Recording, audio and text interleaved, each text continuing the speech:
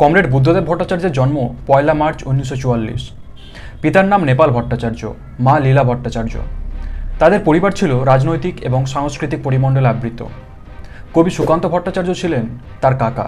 যদিও বুদ্ধদেব ভট্টাচার্যের শৈশবেই তার মৃত্যু হয় যক্ষ্মায়। বুদ্ধবাবুর স্মৃতিতে তার ক্ষীণ ছাপ ছিল। তিনি বলতেন, সুকান্ত ভট্টাচার্য একটা আলাদা ঘরে থাকতেন, এটা আমার মনে আছে। বুদ্ধদেব ভট্টাচার্যের শৈশব কেটেছে উত্তর কলকাতার রামধন মিত্র লেনে। সবাই তাকে ডাকতেন বাচ্চু নামে। শৈলেন্দ্র সরকার ইনস্টিটিউশনে স্কুলের পাঠ শেষ করেন। তারপর পশ্চিমবঙ্গের সমকালীন বাম রাজনীতিতে আকৃষ্ট হন। ১৯৬৪ সালে প্রেসিডেন্সি কলেজ থেকে স্নাতক হন বাংলা নিয়ে। তারপর কলকাতা বিশ্ববিদ্যালয়ে ভর্তি হন। তখনই প্রথম ছাত্র রাজনীতি এবং তারপরে যুব আন্দোলনে তিনি অংশ নেন এবং নেতৃত্বে উঠে আসেন। সেই সময় পুলিশের হাত থেকে বাঁচতে পালিয়েও বেড়াতে হয়েছিল তাকে। এ রাজ্যে ডিওয়াইএফআই এর প্রথম সম্পাদক ছিলেন তিনি। সংগঠনের গণতন্ত্রের খসড়াও তারই লেখা। যুব সংগঠনের কাজে জেলায় জেলায় ঘুরেছেন। পরে পার্টির সংগঠন গড়ে তোলার কাজও করেছেন। ৬০ দশকের উত্তাল দিনগুলিতে দীনেশ মজুমদার, বিমান বসুরা যখন বামপন্থী ছাত্র যুব আন্দোলনের নেতৃত্ব দিচ্ছেন, তখনই রাজনীতিতে প্রবেশ বুদ্ধদেব ভট্টাচার্যের। কলকাতা বিশ্ববিদ্যালয়ের রাখালদার ক্যান্টিন কিংবা কফি হাউসের আড্ডা থেকে শুরু করে কলেজ স্ট্রিটের পথসভায় চিন্তাশীল সুবক্তা হিসেবে ক্রমশ খ্যাতি অর্জন করেছিলেন তিনি। তখন থেকে সাহিত্য ও সংস্কৃতি চর্চাতেও সাবলীল ছিলেন। সাহিত্য, সংস্কৃতি আর রাজনৈতিক ভাবধারা তার সমান্তরালভাবে চলত। পরে নিজেই বলেছিলেন, একটাই জীবনবোধ থেকে চালিত আমি। সেখানে রাজনীতি আর সাহিত্য সংস্কৃতি মিলেমিশে থাকে।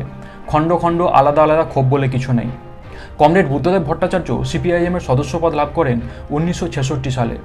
পার্টির সর্বক্ষণের কর্মী হওয়ার আগে দমদম আদর্শ বিদ্যা মন্দিরে বছর দুয়েক শিক্ষকতাও করেছিলেন। সেই সময় বাংলায় খাদ্য আন্দোলন, ভিয়েতনামের প্রতি সংহতি আন্দোলন সহ বহু আন্দোলনে তিনি সক্রিয় ছিলেন।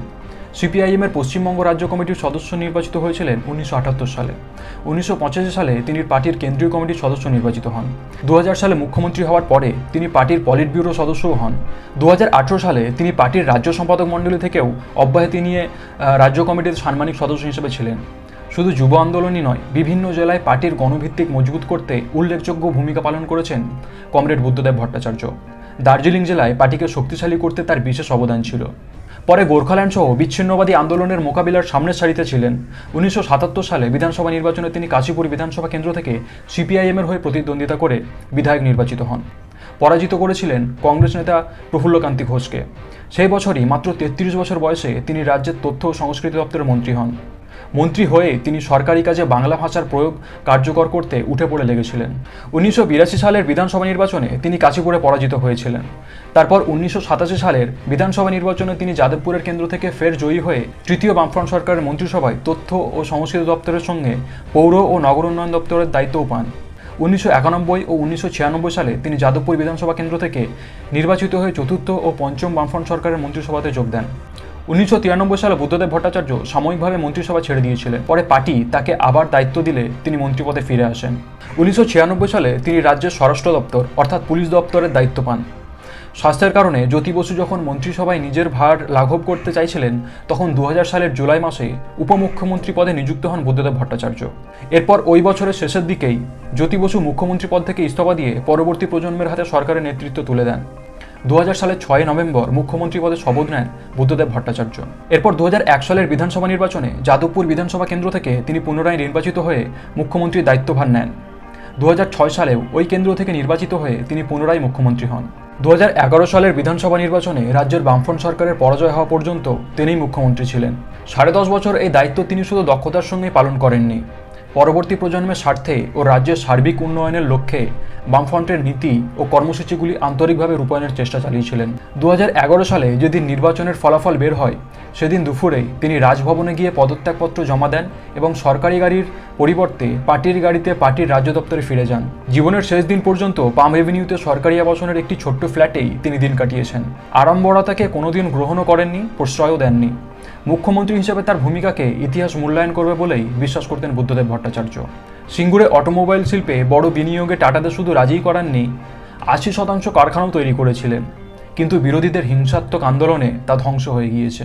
সিঙ্গুর কেবল বুদ্ধদেব ভট্টাচার্যের স্বপ্নের ইতিহাস হয়েই রয়ে গিয়েছে, কিন্তু গণতান্ত্রিক বোধে বরাবর বিশ্বাস রেখেছিলেন তিনি। মুখ্যমন্ত্রী থাকাকালীন বুদ্ধদেব ভট্টাচার্য কোনো গণ আন্দোলন, এমনকি বিরোধীদের যুক্তিহীন আন্দোলনও প্রশাসনিক শক্তি প্রয়োগে দমন করেননি। নোংরা কদর্য ভাষায় প্রতিপক্ষকে আক্রমণ করে কখনো রাজনৈতিক লড়াই করতে হয়নি তাকে। পরিশীলিত ভাষায় বামপন্থীদের সংগ্রামী রাজনীতির পরিচয় দিয়ে গেছেন বরাবর। নন্দীগ্রামে পুলিশের গুলিতে মৃত্যুর ঘটনার দায় প্রকাশ্যে নিজে মাথা পেতে নিয়ে বলেছিলেন কিভাবে ষড়যন্ত্র করা হয়েছিল বামফ্রন্টের বিরুদ্ধে। আবার তৃণমূল সরকার আসার পরে তাকে যখন 1992 সালের 21শে জুলাইয়ের ঘটনা সাক্ষ্য দিতে বিচার বিভাগীয় কমিশনের সামনে হাজির হওয়ার নির্দেশ দেওয়া হয়, শটান বিচারপতির সামনে হাজির হয়ে তিনি বলে এসেছিলেন, বিরোধীদের হিংসাশ্রয়ী আন্দোলনের দুঃখজনক মৃত্যু হয়েছিল, সব তথ্য সরকারের মহাকরণের ফাইলে রয়েছে। সাহিত্য ও সংস্কৃতির সঙ্গে তার অন্তরের যোগ ছিল।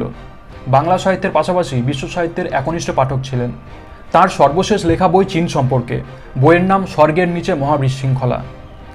চলচ্চিত্র সম্পর্কে শুধু ওয়াকিবহালই ছিলেন না, মাধ্যম হিসেবে সমাজ ও সংস্কৃতির বিকাশে তার ব্যবহারে তিনি উৎসুকও ছিলেন।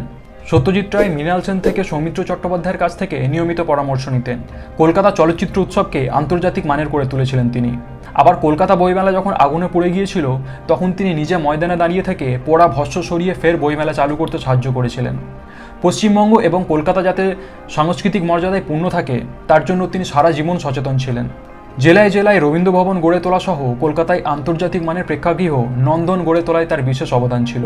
পুলিশ মন্ত্রী হিসেবে তিনি পুলিশ বাহিনীকে আধুনিক ও জনগণের বন্ধু হিসেবে গড়ে তোলার জন্য বিশেষ উদ্যোগ নিয়েছিলেন। প্রশাসনিক ক্ষমতা প্রদর্শনের মাধ্যমে নয়, সততা ও স্বচ্ছতাকে সরকারি পরিকাঠামোর সর্বত্র দৃশ্যমান করে তুলে মানুষের ভরসা অর্জনে বুদ্ধদেব ছিলেন দৃঢ়। ছাত্রজীবন থেকে সাঁতার কাটতে এবং ক্রিকেট খেলতে খুবই ভালোবাসতেন। পরবর্তীকালেও ক্রিকেট ছিল তার তীব্র আকর্ষণ। 2011 সালে বুদ্ধদেব ভট্টাচার্যের মুখ্যমন্ত্রিত্বের অবসান বাংলার ইতিহাসের একটি কালপর্বের সমাপ্তি ঘটিয়েছে। কমরেড বুদ্ধদেব ভট্টাচার্য আর নেই, রয়েছেন সেই নতুন প্রজন্মের লড়াকু সৈনিকরা, যাদের উপরেই তিনি ভরসা জ্ঞাপন করেছেন। হাই, আমি মনিরুল দেওয়ান। এরকমই ভিডিও দেখতে চাইলে চ্যানেলটি সাবস্ক্রাইব করে রাখুন।